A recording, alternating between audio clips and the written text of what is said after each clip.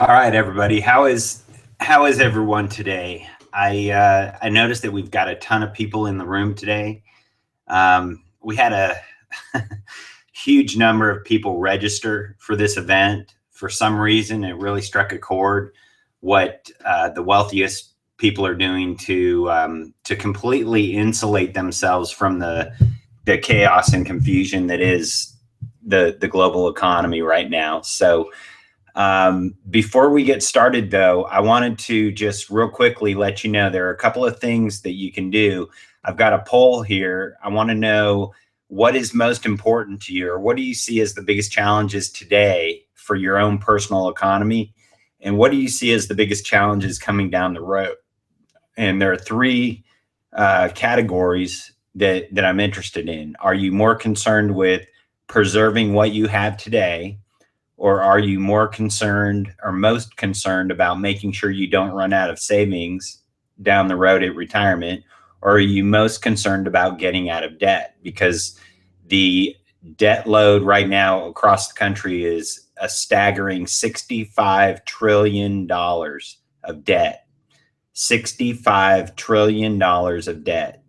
And so if you think about it as a national economy, we are insolvent at this point. One of the metrics that I always look at is your debt to income ratio. How much of your income are you spending or are you transferring in debt service, interest payments on home loans, car loans, student loans, credit cards, boat loans, RV loans, whatever the case may be, even the lease that you have, the hunting lease that you have. If you're paying for it with cash, you're transferring your wealth. And so what the wealthiest do to eliminate their stress and eliminate their anxiety is they control 100% of their wealth. They don't let anybody else control that. And so we want to show you how that's done. And we want to do that in a kind of a coaching format. So the goal here is to be very interactive and to coach you through step by step what to do to really protect and grow and maximize your personal economy.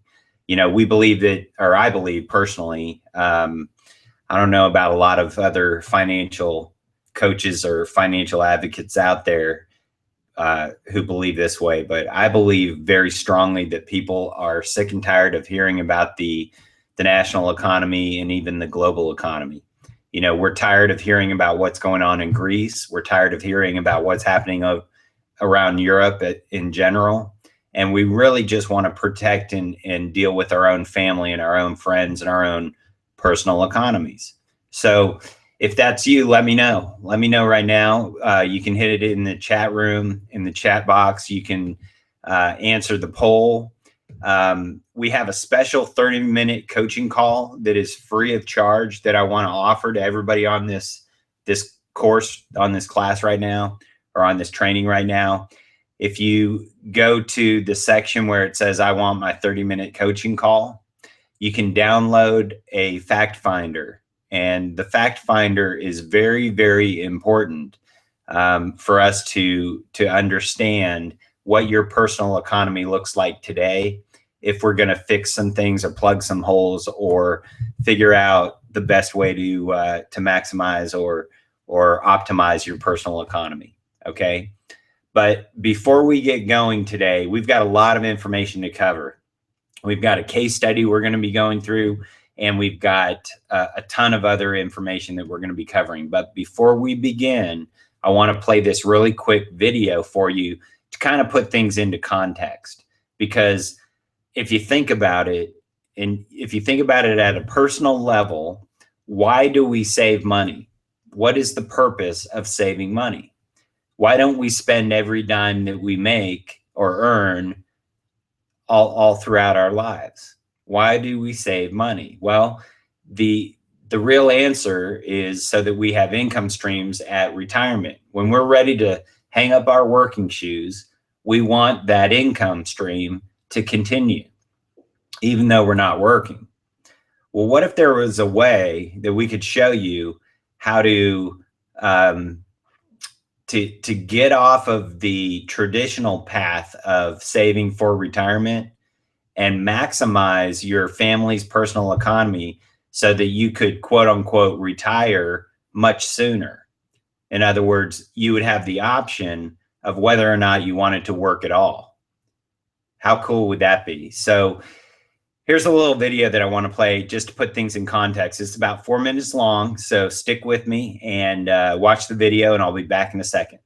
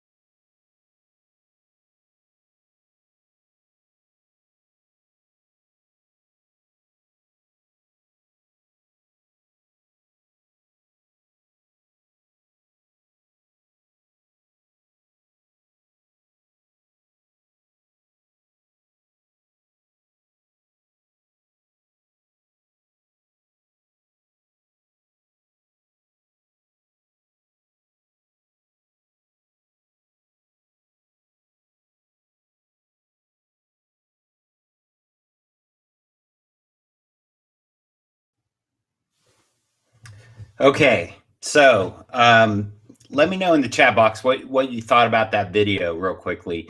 I'm curious because some people are, in this room right now are just graduating from college and are looking for employment. So they have they possibly have a good job with good income, but they don't have a lot of savings today. And then there are other people who are on the opposite end of the spectrum who might be nearing retirement or just entering retirement. So they have a ton of savings, but they don't have the income streams that they had while they were working. And so whether or not, you're on one end of the spectrum or not, what you're going to learn today is going to be hugely, hugely valuable to you. So let's get into it. That mountain concept, what I'm going to do real quickly is share my screen with you. So bear with me real quickly while I do that. Because I want to show this stuff to you in a way that makes sense. So can everybody see my screen right now? Okay, good. All right. So what is the objective of saving? What is the purpose for all long-term savings that anybody does? Is it really just to climb the mountain and build up this wealth, or build up a nest egg and get to the top of the mountain, stick a flag in the top of the mountain and take a selfie? Is that the objective? Is that the end goal? Is that your mission and purpose, is just to build a bigger nest egg? There was a company, ING, who went out of business, by the way. Used to have an ad on TV that said, "What is your number?" That was their whole thing, their whole pitch. What is your number?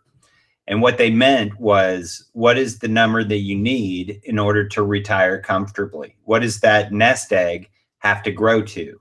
So they were focused on the accumulation side of the mountain, the hike up the mountain, accumulating more assets and growing more wealth and building a bigger nest egg. But how many advisors are focused on the downside of the mountain, the distribution side, the income side?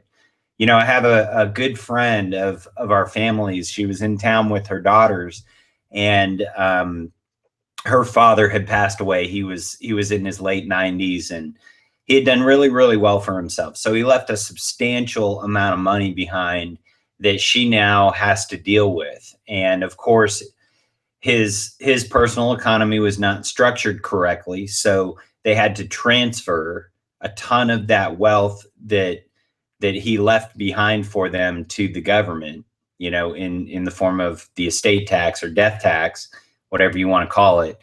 But the remaining amount of money, she looked at me and she said, what I'm doing right now is I'm buying old homes and turning them into really cute cottages and nice homes and flipping them.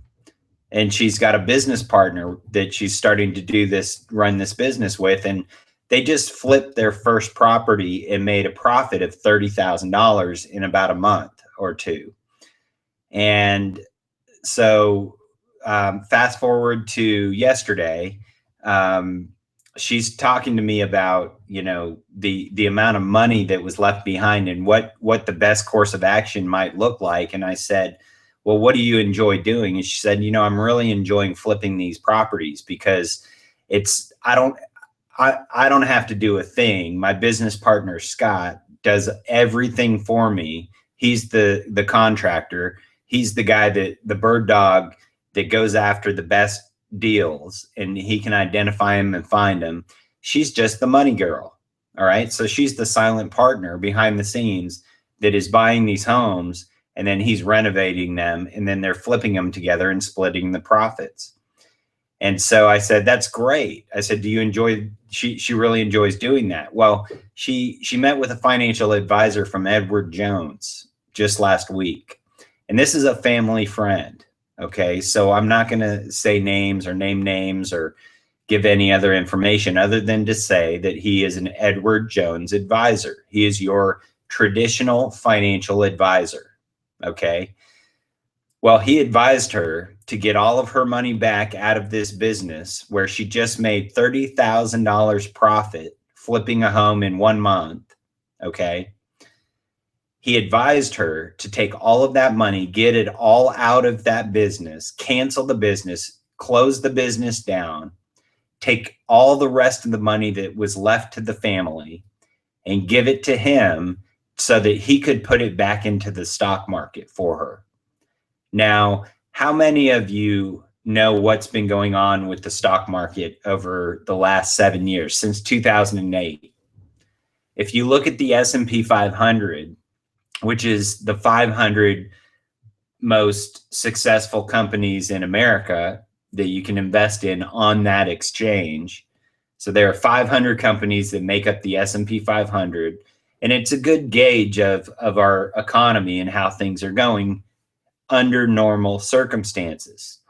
Well, since 2008, since the crash of 2008, the S&P 500 has been up over 200%. The S&P 500 is up over 200% since the crash. Now, how do you feel inside? What is your gut telling you? Do you think that that is going to continue on forever? Do you really believe that that 200% increase is not going to reverse itself in the next few years? I don't. In fact, I think that the stock market in Wall Street today is worse than Las Vegas gambling. I think you have better odds in Vegas than you do in the stock market. And here's why. Because most people who have their ear to the ground and they understand what's going on with investments and with the markets, and they keep their eye on things, most of us understand that those markets are completely manipulated by the Federal Reserve and high frequency trading platforms, which are computers. So how is this Edward Jones advisor going to beat a computer that is sitting 2 feet away from the computers that run the S&P 500? You know, if something happens and the market changes and abruptly starts to go down, how quickly will this friend of ours be able to sell her stocks through this Edward Jones guy? And is the Edward Jones guy going to be able to sell them at top dollar? Or is he going to be able to beat these high frequency trading platforms and machines? I highly doubt it. And yet he's advising her to pull all of her money out of a physical asset, a home, where she just profited $30,000 in a month, and he wants her to give it all to him. So that's what we're up against here. That's what we're fighting against right now, is traditional minded thinking or thought process or bias, because we all have these human biases, right? And we call that a normalcy bias. You know, the market may go up, it may go down, we don't know which, but all in all, over time, over an extended period of time, you will earn compounded interest on your money if it's in the market, right? That's what we're told. That's what we call a normalcy bias, because that's what's always happened in the past. The past 30, 40 years, if you invested in 1970, let me show you this real quickly. I'm skipping around a little bit here, but I want to make a point. All right. This chart that you're looking at right now is the best 30 years of the S&P 500. You can see down here at the bottom, it's from 1970 to 1999. All right. And during that time frame, during that 30-year time horizon, the S&P 500 averaged 14.84%. So that's what these Edward Jones advisors look at, is averages. They say, you know what, if the market's averaged 15%, then you can safely withdraw your money at $100,000 a year and you'll never run out of money, right? If you have $1 million nest egg and you need to live on $100,000 a year, you can safely withdraw your money at 10% a year, which is a very high distribution rate. Remember, we're talking about the downside of the mountain, the income stream side of the mountain, the climb back down the mountain. If the market is averaging 14.84%, you should be able to easily withdraw $100,000 a year and never run out of money. In fact, if you look at the end of that 30-year time frame, this this chart shows that the account, the 401k, IRA, mutual fund, the whatever retirement account, the savings account, has grown to 15 million after 30 years. And they've spent $100,000 a year for 30 years, and they've got 15 million at the end of the day. Well, is that reality? Do you believe that's reality? I don't. These are the actual rates of return during that same time frame from 1970 to 1999 of the S&P 500. Okay, where it averaged 14.84% return. So if you retired in 1970 and you retired with $1 million, you got a almost 4% return that year. So you're safe. The very next year, you got a 14.3% return. So you're safe. You can withdraw 100 grand a year and feel okay about it. The third year, you got almost 19% return. In 1972, it went up almost 19%. Great year. So you're safe, right? But then there were a couple of years where the market hit some rocky spots and went down. It declined. Well, if you're pulling money out of your account and the market's going down, what is the economic impact of that? Well, let's take a look. Here's what happens. These are the real returns of the S&P 500. And here's that same scenario. The $1 million nest egg, withdrawing $100,000 a year, spending down $100,000 a year, with the market averaging 14.84%. In year one, they spend 100 grand, and it hasn't affected their account too much because they got a 4% return on their $1 million nest egg, right? In year two, they got a 14.3% return and spent another 100,000. So now they've spent $200,000 of their $1 million, and they've got $955,000 in their account. Year three gets even better. By year three, they've spent 300 grand, a third of their nest egg. And look at their nest egg, it's growing. That's not bad. But then we get into the rocky years. And this is what happens when you have fluctuating rates of return and you're having to spend down your money in retirement. Look at what happens to that nest egg. By year five, that nest egg is cut in half. It's actually cut in half. And so how much longer will that last you if you have to live on $100,000 a year?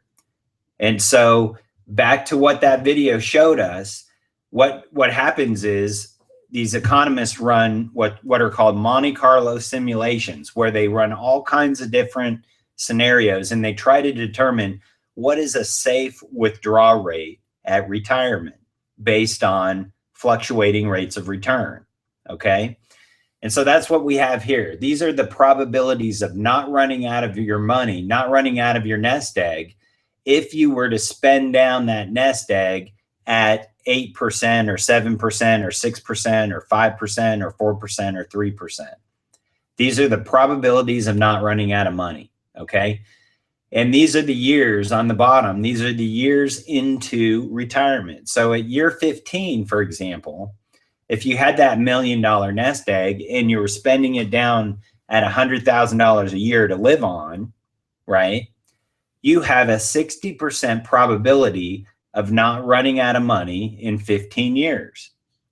60% probability of not running out of money in the first 15 years of retirement. You know, normal retirement, because we're living longer lives, normal retirement is now projected out to 35 years plus. Okay, so think about that. So you have 60% probability of not running out of money in 15 years of retirement. But what I see is that you have a 40% chance of running out of money in year 15. That's 40% probability that you're not going to have any money. All right. So here's the concern I have. If you and I are comparing our portfolios in a way that you're earning a higher interest rate, a higher rate of return than I am, and you're saying, hey, you know what, you should really go over to my guy at Edward Jones because he can get you an average of, 6 or 7% return on your nest egg versus what you're currently getting, which is 5 or 6%. So you should really use my guy. And my response to that is, what good does the rate of return mean or do? What good does it do on the way up, on the accumulation phase, on the climb up the mountain, if we both run out of money by the time we're, if we retire at age 65 and 15 years later we're out of money, or we're out of money at age 85, what good is it that you have a bigger nest egg than I do if we're both sitting on a park bench at age 85 and we don't have 2 nickels to rub together? It's not going to help any of us. And so what is the solution to that problem? Well, it's focusing on the distribution curves and just completely getting off these curves. That's the solution. Okay. So back to this chart again. Sorry, I'm jumping around. If you were to withdraw that money, that $1 million nest egg at 8% a year, that's only $80,000 a year. That's not even $100,000 a year. So the first question is, what is inflation going to look like in the future? And what are taxes going to look like in the future? If you're withdrawing it at $80,000 a year, how are you going to live on that 80 grand if food and fuel and the cost of living goes up and taxes are going up at the same time? How long will that money last, or how quickly will you run out of money? That's the real question. And so economists believe now that a safer withdrawal rate is closer to 4%. And so they've all got this 4% rule, rate of withdrawal rule that they talk about, which means on $1 million nest egg, you can only withdraw $40,000 a year to have a better chance of not running out of money in retirement. Well, how are you going to live off of $40,000 a year? And so what we do is we run simulations and we run our own scenarios, and we've had our own economists look at this problem, the distribution problem, the income problem. And what they've determined is that a real safe return or withdrawal rate is closer to 2.8%. So it's not even 3%. It's sub 3%. 2.8% of $1 million is only 28 grand a year. How is anybody going to survive on 28 grand a year? So if that's your scenario and you have $1 million nest egg and you don't want to run out of money, you're going to have to spend that money down at a much lower rate so that it'll last you long enough. But how are you going to afford to live at that point? That's the challenge.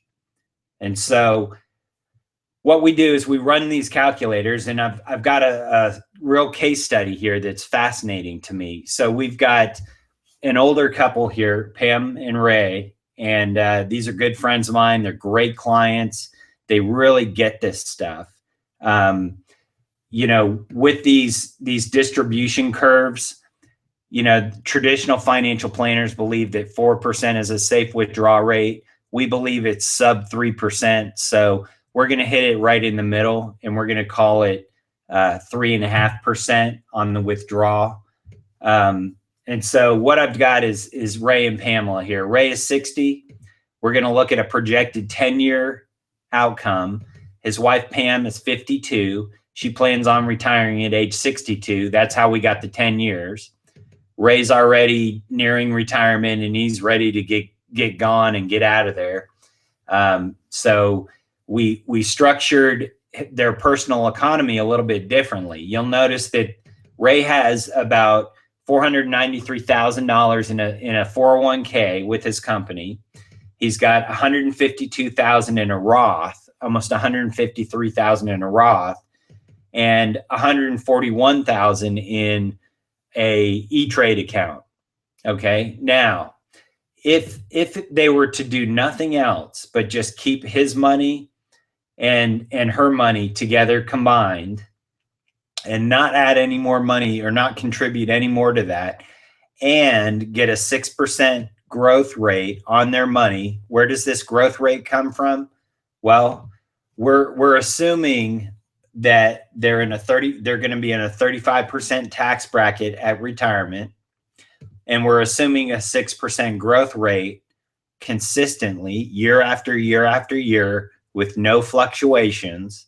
Okay, because that's what the dividends are being paid out on these life insurance contracts that we use.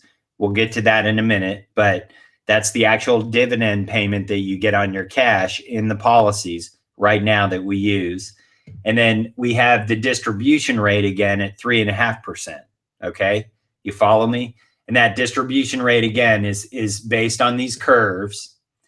And so we're just hitting it in the middle, in between the 4% rule, which is what most financial planners are planning for today, and what we believe is a more realistic rate of withdrawal or spend down rate, which is 2.8%. You follow me? All right. So having said that, we're going to withdraw this money at 3.5%. So it's going to grow at 6% at the end of 10 years, a 10-year time horizon. At the end of the 10 years, that 401k has grown to $883,000. How are you feeling so far? Pretty good, right? That means that you've got close to $1 million in your 401k. You've got an additional $273,000 in your Roth account. So the combined total, we're talking over $1 million. Actually, we're talking $1.2 million roughly. So this is a real world scenario, $1.2 million. And if we spend that money down at a safer withdrawal rate, look at how much cash flow or income that spits off every year for Ray and Pam. Now, they've done everything that they've been told to do during their working years. You know, they bought term life insurance and they invested the difference. Ever heard that before? Buy term and invest the difference? That's our good friend Dave Ramsey's approach. But with market volatility, especially in the income phase of retirement, when you're pulling the money out, you got to watch yourself, because if it's volatile, if the market's volatile at all, and you're spending your money down at a rate of 10% a year, which is what most people need to live on. You know, Ray and Pam live a very conservative life, and they're accustomed to living on $137,000 a year.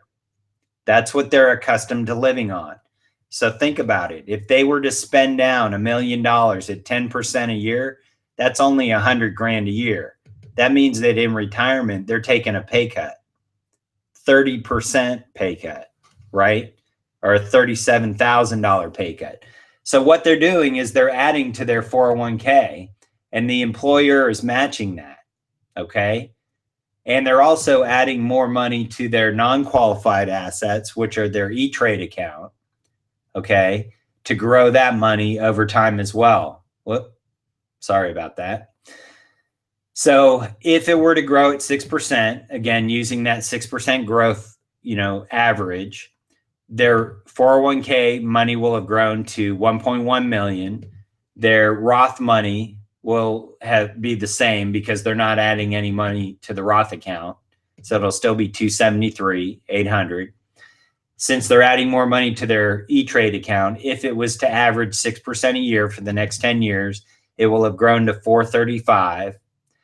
But if they have to withdraw it at a more conservative withdrawal rate, look at how much income it spits off for them. Only about $71,000 a year. It's still better than before. If they were to not put any more money into their accounts, they're still increasing their income by $16,000 a year. But what if we did something completely different? What if we took the money that they were contributing to their 401k and their non-qualified account, and we redirected those funds into a life insurance policy? Just for grins, right? Well, why do we do that in the first place? Let's talk about that. Why life insurance?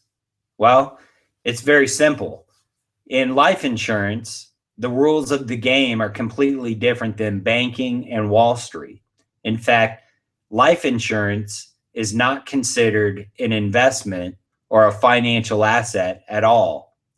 It's excluded from your estate as a financial asset because it's a social contract. It's a contract between you and a company that says that if you pay them for a certain period of time, maybe for the rest of your life, if it's a permanent life insurance policy, or for a certain term, if it's a term life insurance policy, if you die, then they will pay you, your beneficiaries, tax-free, a death benefit of some amount, right?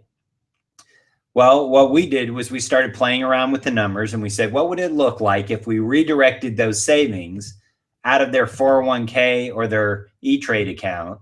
And instead of investing it there where it's volatile, we invested in a place where it's guaranteed never to go down, because life insurance is guaranteed. It's guaranteed, guaranteed, guaranteed. What does the word guaranteed mean to you? That's what I always ask the client, right? It means that it's guaranteed never to be lost. There are no loss provisions for your cash in these accounts, all right? It's safe, 100% safe, like a savings account. It's liquid, meaning you're contractually guaranteed to have access to your cash at any time you want it or any time you need it, okay? And the rate of return on this account is actually 6% today, because that's what the dividend is that is being paid into these policies for policyholders, is 6%.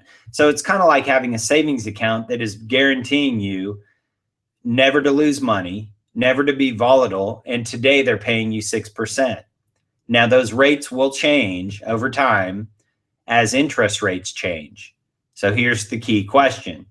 Do you believe that interest rates are going down, up, or staying the same in the future? I believe they're going up. I think they have to go up. You know, when this economic turmoil gets worse, there will be a disconnect between interest rates and the Fed funds rate. The Fed funds rate is at 0% right now. That means that banks can borrow money from the Fed at 0%, but they can turn around and charge you whatever they want to. Well, we're in a very low interest rate environment right now. So that's why you're seeing 6% as the dividend payment with these life insurance policies. But as we get into a higher interest rate environment, the dividend rate will also increase. And so you'll get a better rate of return on that money.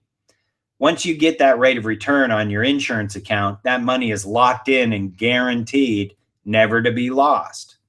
Okay? So right away, by diverting the money into a life insurance policy, we can see that it adds an additional $600,000 into their total assets in the form of cash savings. All right. This $1.4 million is the death benefit. So starting day one, the death benefit is over $1 million. And this client moved money over about $152,000 on top of the $36,000 that they're going to put into it. Okay. So day one, they have $153,000 that they can access to do something with. What are they going to do with this money? That's right. They're going to pay off debt. They're going to pay off their cars. They're going to pay off their credit cards. They're going to pay off their son's student loan. Okay. They're going to do a lot of stuff with this money, and they're going to invest some of it. We'll get to that later as well. All right. We hit next and save. Now, when you enter retirement, there are a couple of things that you can do. One thing that we like to do is we like to use life insurance, because you have this death benefit of life insurance, this $1.6 million of death benefit of life insurance. What it allows you to do is to spend down your 401k, your IRA, and your E-Trade account at a much higher rate to increase your income at retirement substantially, okay? Knowing that it's all going to be replaced by death benefit. Make sense? And so what we did was we did this policy on Pam, the wife, Pamela is blue, and Ray is green. Okay. So we did this policy on Pam. Her pre-tax equivalent death benefit at retirement at age 62, 10 years from today, will be $2.1 million in death benefit. That's equivalent to about 1.4 million tax-free. Okay. So the after-tax death benefit is 1.4 million, which allows Ray and Pam to spend down their money at a much faster rate, knowing that it's all going to be replaced by death benefit when they die, right? So they're accustomed to earning $137,000 a year. Look how much money they'll get in retirement if they use our strategy. Just by diverting a little bit of their savings for the next 10 years into life insurance, they're going to be able to spend down their savings at a higher rate and actually increase their income at retirement. They're accustomed to living on $137,000 before taxes. Okay. All right. Now, that's just if we annuitized Ray's money or the 401k money, the Roth money, and the E-Trade money. That's the $164,000. But they've also got cash value in this life insurance that's built up over time. All right. So what I've done is I've said, what would it look like if we spend down some of that cash value at retirement to the tune of about $50,000 a year? Now, there's a couple of ways to get the money in these accounts, and we'll go into that here in a minute. One way is to borrow against the cash value. If you borrow, it's considered a loan, and therefore it's tax-free. So pre-tax, it looks like an additional $76,000, almost $77,000. It's tax-free, $50,000 a year. Make sense? So the net effect is that their retirement income goes from $137,000 a year of income that they're accustomed to living on to over $241,000 of that if they use our strategy. And if they annuitize these assets, these 401k assets, Roth assets, and stock assets, and annuitize them, 164,000 of that 241 is guaranteed for life. Guaranteed for life. So again, what does the word guaranteed mean to you? That's $186,000 above and beyond what their current strategy is. Okay. Let me hit next and save. If they don't want to annuitize their 401k, their Roth account, and their stock account, they don't have to. They don't have to. Because they have this cash value built up in Pam's insurance account, if there's some volatility in the market, they don't have to spend this money at all. They can dip into this $600,000 of life insurance money. Okay. And so all we're showing here is that it gives them options. It gives them about 7.5 years of volatility buffer where they don't have to use their money. They can use the money that's in the life insurance account. You follow me? And so that gives them about 7.5 years of volatility in the market where they don't have to touch their money in the market, and they can wait for that money to recover before they go back to that pool of cash and dip into their money that's in the market. Okay. And so here's the reality. If they just did nothing else and didn't contribute any more money to their retirement accounts and had to withdraw that money at 3.5% to be safer, of course, none of their income would be guaranteed because it's all volatile. It's all in the market, right? But it would also lower the amount that they could withdraw or spend down to $54,000.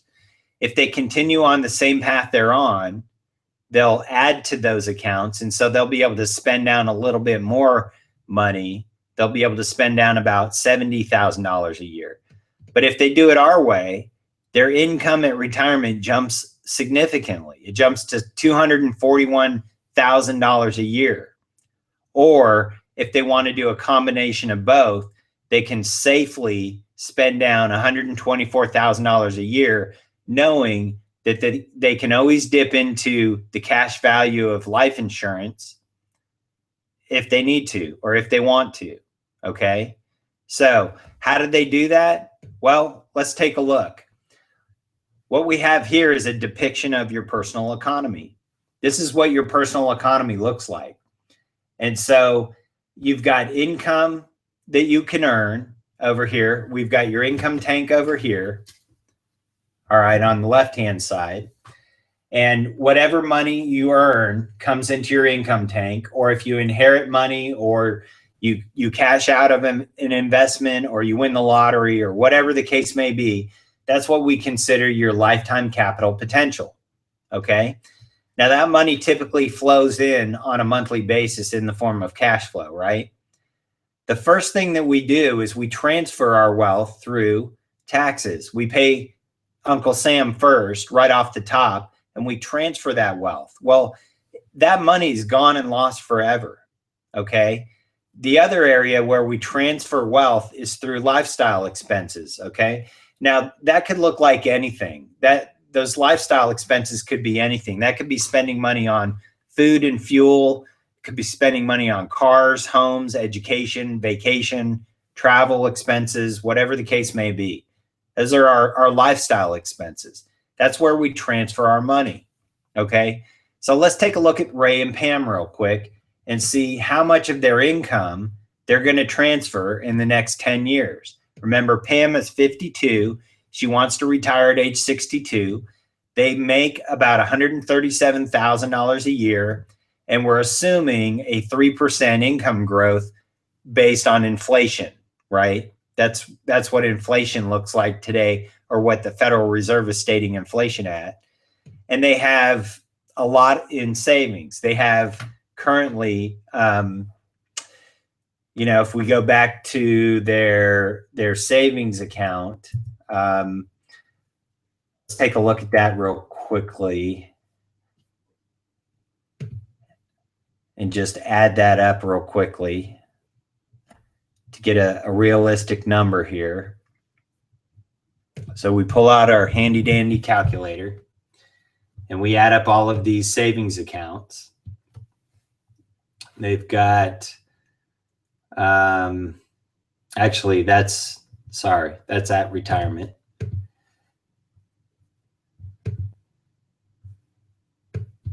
So this is what they currently have in savings.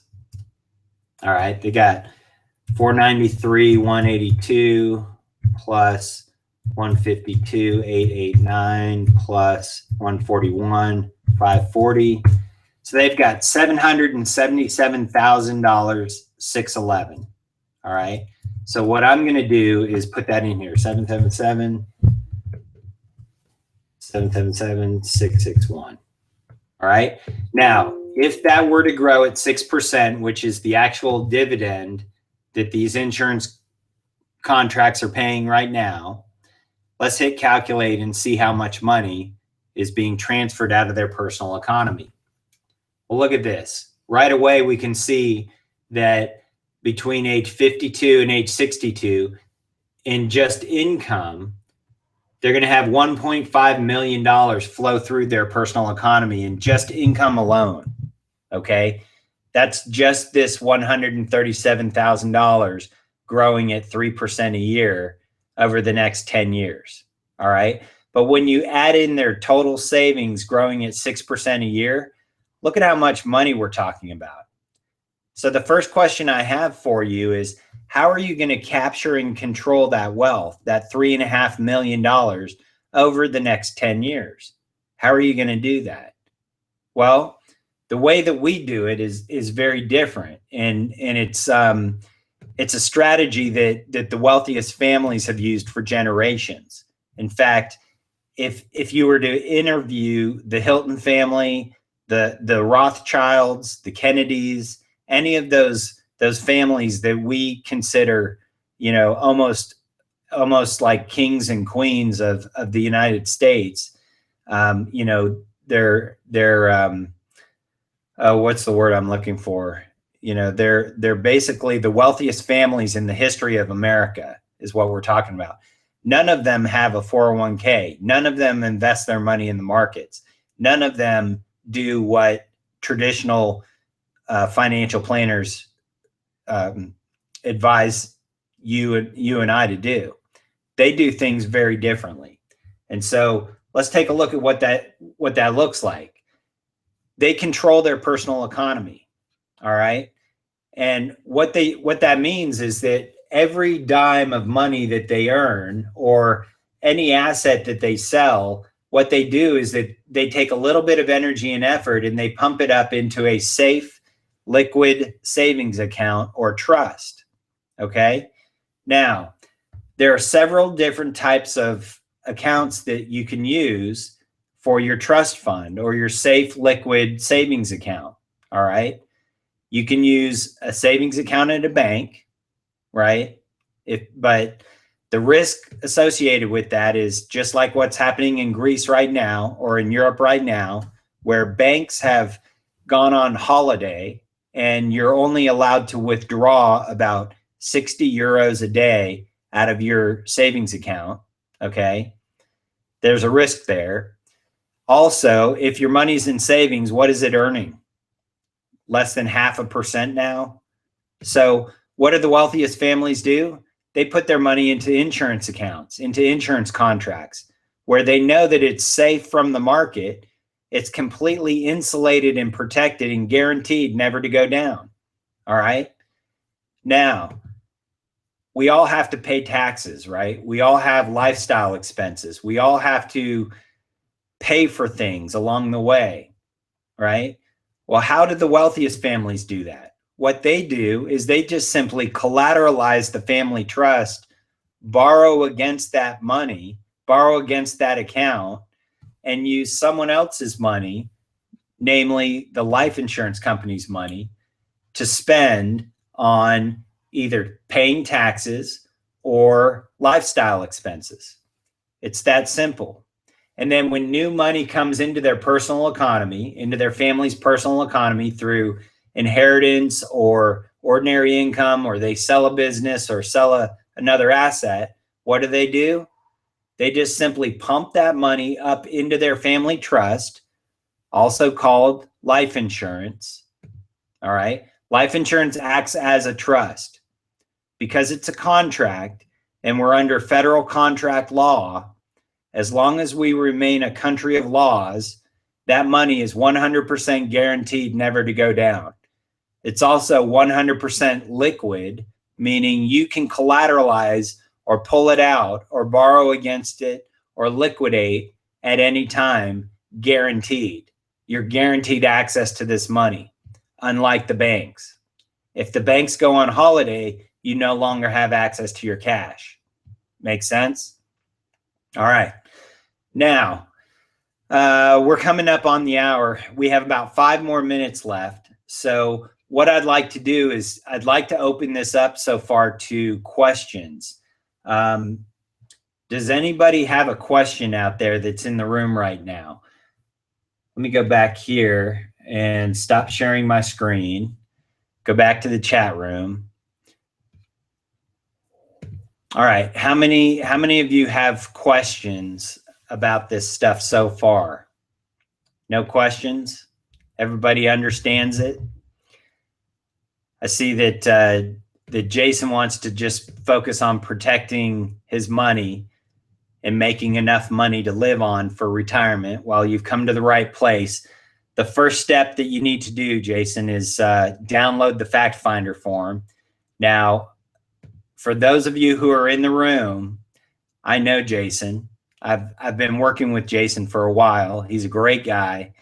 And so he's already filled out a Fact Finder and we're working on his personal economy. But it looks like we need to get back in touch, Jason, and just reconnect. So give me a call sometime, maybe after this webinar is over. Okay. No more questions. Let's see how the poll is doing. Nobody answered the poll. Okay. So we've got a bunch of people who are either confused beyond belief or have completely checked out. That's okay. Either way, we're here to help. So what I'd like to do is, I think we're going to wrap it up there. Next week, we're going to be talking about where we transfer our wealth. Besides taxes and lifestyle expenses, where else do we transfer our wealth, and how do we fix that problem? But for now until the end of the hour, what I want you to do is start downloading this fact finder and fill it out and just send it back to me, and we'll analyze your personal economy. Okay, good. We've got some people that are doing it. Awesome. Now we have limited access to my time. So what we've done is every week that we do these trainings, these sessions, what I do is I limit my coaching to the first 25 people that get these fact finders back to me. Okay. So if you are one of those people who wants a free 30-minute coaching call to analyze your personal economy and talk about a game plan of what's next, fill it out and send it back to me. I'm loving this right now. Everybody's grabbing it and going. This is good stuff. So we have 16 available spaces left, 15 spaces left. All right. So if within the next 3 minutes, I'm going to leave this up for a little while longer to give you more time, but we're wrapping it up right now. We're done with the session. All right. With the crazy behavior of our government, how do we know for sure that our money will even be safe in this plan? Great question. Excellent question. Okay. The way that we know that life insurance is safe is that there were several laws that were enacted back in the 80s. You know, this strategy that I'm showing you is not new. Like I said, the wealthiest families in America have been doing this for generations. And so there's nothing new to this strategy. What happened was back in the 80s, there was a gentleman named E.F. Hutton. Now, many of you recognize that name. There was a great ad that he had on TV, and it said, when E.F. Hutton talks, people listen. And the reason that they listened was because he was recommending, he had discovered life insurance and the rules of the game for life insurance, and how life insurance is completely insulated from the market and is insulated and completely separate from our banking system and our government and Wall Street. And so he started advising his clients to pull their money out of the market and dump all of it in life insurance and buy really small life insurance policies. And so he actually was buying $5,000 death benefit policies and stuffing hundreds of thousands of dollars of clients' money into these accounts, making it 100% safe, 100% liquid, growing at a good rate of return. Do you remember what interest rates were doing back in the 80s? Who remembers what interest rates looked like back in the 80s? They were in the 20% range. 15 to 20% was what interest rates were. So the money in those accounts back then was growing at 15 to 20% a year. And every time those dividends were paid back into the account, they were guaranteed. Well, guess what? Our wonderful, beneficial government caught wind of what he was doing, and they said, hey, we just created this 401k plan where we want everybody to put their money into Wall Street. And now you're showing people how to take their money out of Wall Street and protect it. And we don't like that because you're now competing against our 401k program. Okay? And so they enacted 3 rules, 3 laws specifically. They're known as TEFRA, DEFRA, and TAMRA. And those 3 laws dictate how insurance is protected and how you can put money into these policies, and how you can use the money in these policies on a tax-free basis. And so in the 80s, back in the 80s, the government recognized insurance, life insurance, as a trust. And so they deemed it lawsuit proof, judgment proof, and creditor proof. Nobody, because it's life insurance and there's a social component to this, the only point of having life insurance is so that it'll pay out a death benefit and replace your income that your family would be missing out on if you were to die prematurely, right? Well, because of that, the government was required to put these laws in place that protect life insurance from predators. And so there are actual laws in place right now that dictate how nobody, not even the government, can touch the money in these policies, because the money in these policies is really technically supposed to go towards paying for future insurance premiums. Let me say that again. The extra cash in the policies is actually technically viewed by the government as prepaying for future death benefit. Make sense? And so that's why the money is protected, because nobody can touch it, because it's already earmarked for future death benefit down the road. But what we do is we just trick the system. We use these policies as a savings account that allows you an ever-growing pool of, an ever-increasing pool of income or money to tap into and to grow. And it's safe and protected by law. Okay. What other questions do we have?